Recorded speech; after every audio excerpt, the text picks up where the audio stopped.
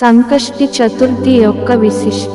సంకష్టి చతుర్థి గణేశుడిని ప్రత్యేక పూజలతో ఆరాధించే పవిత్రమైన రోజు.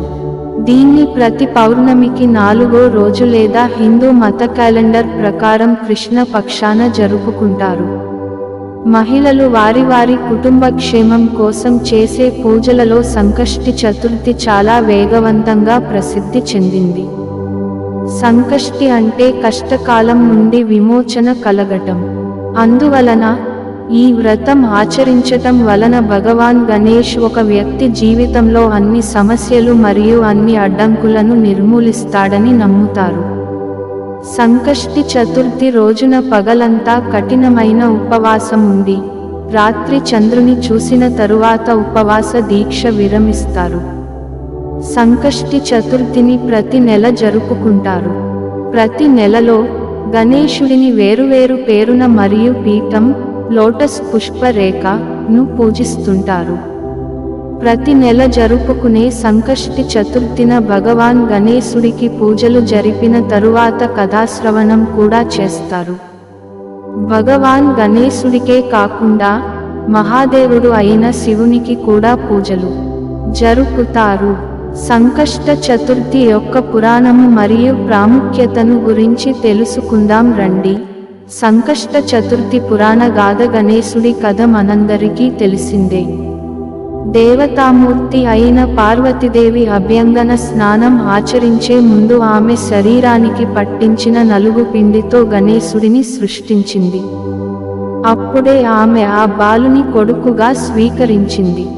ఒక రోజున ఆమె స్నానం ఆచరించటానికి వెళుతూ ఆ బాలుని ద్వారం వద్ద కాపలాగా ఉంచింది. అదే సమయంలో శివుడు తన గణాలతో ఇంటిలోనికి ప్రవేశించాలని ప్రయత్నించాడు. ఆ ప్రయత్నానికి గణేశుడు అడ్డుపడి వెళ్ళనివ్వలేదు. సంకష్ట చతుర్థి పురాణ గాథ. ఆ బాలుడు తమ కుమారుడే అని గుర్తించని శివుడు తనకు కలిగిన అవరోధానికి ఆగ్రహించి ఆ బాలుని సంహరించమని తన గణాలను ఆదేశించాడు.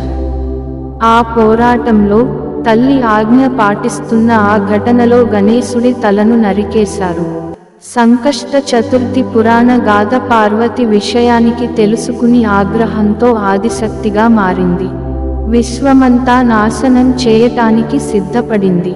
అప్పుడు శివుడు విషయానికి తెలుసుకుని తన భార్య ఆగ్రహావేశాలను చూసి ఆ బాలుని తలకు బదులుగా ఒక ఏనుగు తలను అతికించి జీవం పోశాడు.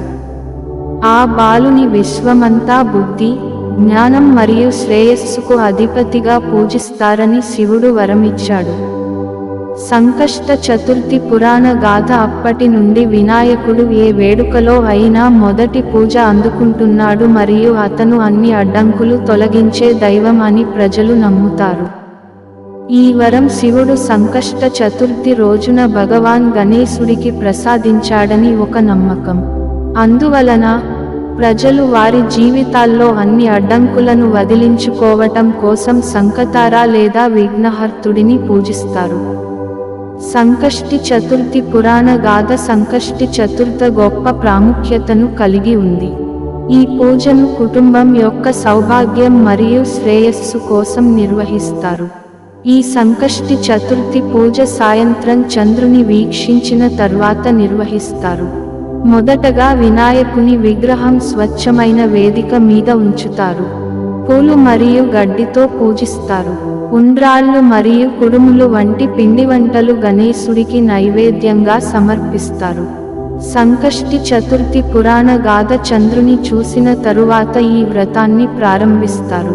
పూజ అయిన తరువాత వ్రత కథా శ్రవణం జరుపుతారు. ఈ పూజను సాధారణంగా దంపతులు తమ కుటుంబం వృద్ధి చెందాలని జరుపుకుంటారు.